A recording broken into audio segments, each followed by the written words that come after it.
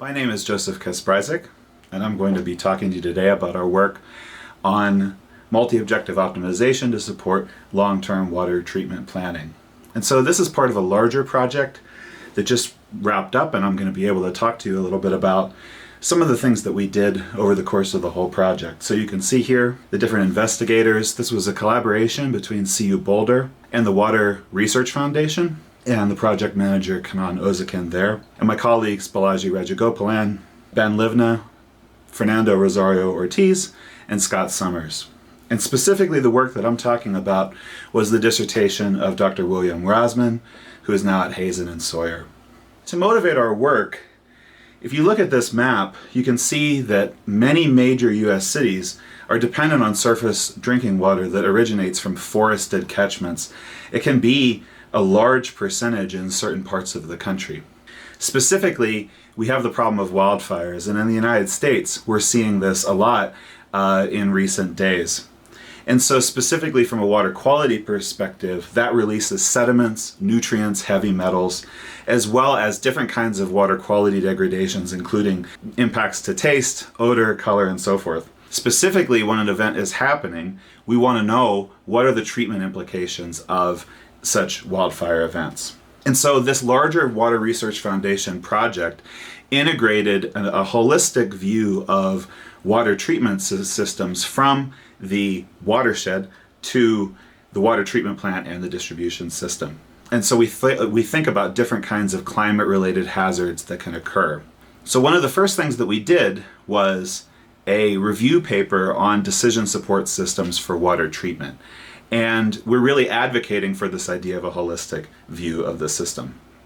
So what I want to do next is I want to talk specifically about a case study that we've been working on in our neck of the woods. Fort Collins, Colorado serves 133,000 people, and interestingly there are two drinking water sources that it can combine. One of them is a reservoir and the other one is a river. And so this is relevant because there was a very large wildfire event that occurred in 2012, the third largest wildfire in the history of the state of Colorado.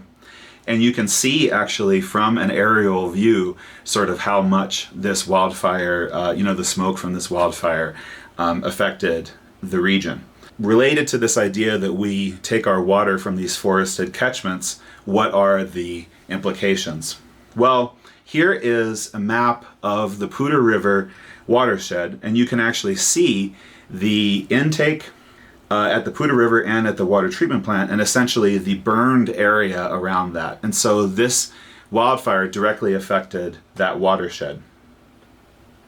Now, interestingly, Fort Collins was in a advantageous situation from the fact that they had two different water sources that they could look at. So Fort Collins closed the intake at the Poudre River for almost 100 days. And they were able to bounce back because they had this other source. And so now the question is, if there was a situation where they couldn't use water from another source, what would happen? And so our colleagues, Fernando Rosario Ortiz and Amanda Honer, were looking at some experiments about the treatability of these waters after the wildfire. And so they were able to compare the water quality from an unburned site versus a burned site and really look at the actual wildfire implication that occurred to the water quality. It would be possible to treat the water from the burned areas, but that would have higher costs associated with increased coagulant doses and higher levels of disinfection byproducts. And so in looking at these kinds of problems in a broader context, what we really want to do is we want to be able to do some stress testing associated with things like how do cost and disinfection byproducts, how are those outcomes affected by different types of scenarios like wildfires and so forth. So specifically, we're looking at a simulation optimization coupling for such systems. And so to start with the simulation model, you can see inputs and outputs to this model that include different water quality scenarios as well as decision variables associated with chemical dosing. In other words, we're really trying to inform what the operators are doing given these different scenarios of different water quality events. So specifically, at the University of Colorado, we were involved in the development of a water treatment plant model that was sponsored by the EPA. And this water treatment plant model can help to inform decisions associated with chemical dosing that would occur in such scenarios. So we've got inputs of water quality, what kind of treatment train or what sort of system is configured, and then the different chemical doses which are treated as decision variables in the optimization. The nice thing about the simulation optimization approach is that it is intuitive in the sense that the optimization algorithm is basically suggesting different values of the decisions and then processing objective functions associated with the output water quality and trying to come up with better and better solutions at the end of the day. Think about how the objectives and the constraints can be defined in such a way to facilitate this optimization. The decision variables in our problem have to do with these set points, and you'll see what that means in a minute.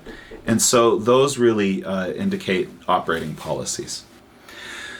So this allows us to create decision variables that are not so specific to say that we need to have a certain amount of chemical, but rather that we can have different water quality outcomes that we want in the model. We take outputs and process them into objectives and constraints. We are looking at cost-related objectives, but not ones that are so specifically related to a number of dollars or euros or what have you. Instead, by minimizing doses of some of the chemicals, solids production, and so forth, we can approximate cost in a way that can be a little bit more certain. The other thing that we do when we are creating these objectives is we want to model the disinfection byproduct potential. So for constraints, we're looking at a running average that is associated with the water quality regulations in our system. Once we get that input and output situation set up, the optimization algorithm just basically runs in a loop, and it tries to find the best operating policies by changing those decision variables. Now there's a couple of different moving pieces associated with setting something like this up. And one of them has to do with the input water quality information that we have. And so we don't want to necessarily just operate under a single set of water quality parameters that we're just assuming is going to be the case. We wanted to try to simulate different time series of water quality outcomes that you could have. And to do this, we borrowed a lot of techniques from the water resources and climate literature and came up with this modified k-nearest neighbor algorithm to generate water quality scenarios. And you can see the reference on the slide. Basically, the idea behind this is it is a resampling of observed time series of water quality data with random variation added to it.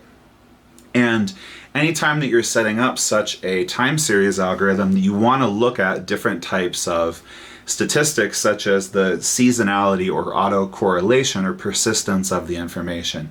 That is, you want to know sort of that you are creating a time series that is coherent in time that behaves similar to what the system would behave. We were able to use the Cache la Poudre data to create an ensemble of different realizations of water quality for 4 different water quality parameters, and you can see the time series on the screen. What this allows us to do is really mimic that seasonality that you see in places like Colorado with the water quality variables. So those are input into the model, and we have to set up the decision variables that are associated with these portfolios that we're trying to generate. And the idea here is that we want to have these different set points within the system that have desired water quality effects at different points within the treatment train. And so those can either be at the end of the system or at different points within the system itself. When we look at drinking water regulations, we can play around with the different time scales at which those regulations are set. So, we go through the EPA regulations, and then we basically are looking at different running averages that you can see on the screen. And so this way, it allows us to be a little bit more strict compared to what the regulation says, such that we are allowing it to, we are modeling what's happening when you have this running average versus just looking at a single point in time. The output of multi-objective optimization can be kind of complicated because you're looking at how multiple objectives are changing and you have many decisions and so forth. And we wanted the ability to share some of these visualizations with people in the general public, just using a web browser instead of having to install expensive software. So one of the other things that Raseman did in his dissertation was develop a visualization library to handle this. Parasol allows you to generate web applications that can be used in a browser. And this is actually applicable to any multi-objective or even multivariate data analysis problem, not just multi-objective optimization. And one of the key ideas behind this is this idea that it allows you to be interactive. So you can impose preferences among the different dimensions. You can sort of filter points based on their relative values. And that all is facilitated within the web browser. So this was published in Environmental Modeling and Software, friend of the conference, and so you can see the information there and take a look yourself. We are really interested in having people use this, so I encourage you to take it for a spin.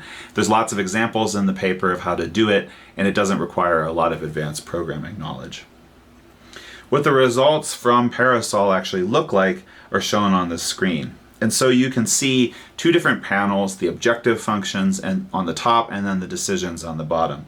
For the objective functions, you notice that they're all arranged such that the preferred values for the objective functions are downward towards the bottom of the plot. And so that allows you then to see whether there's a conflict between the different objectives or what's known as a trade-off.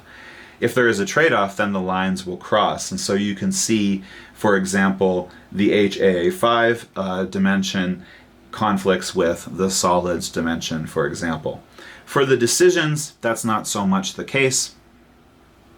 You know, the decisions just have higher or lower magnitudes, but you can basically see essentially what one of those portfolios actually looks like, a different decision for each quarter of the year, for example.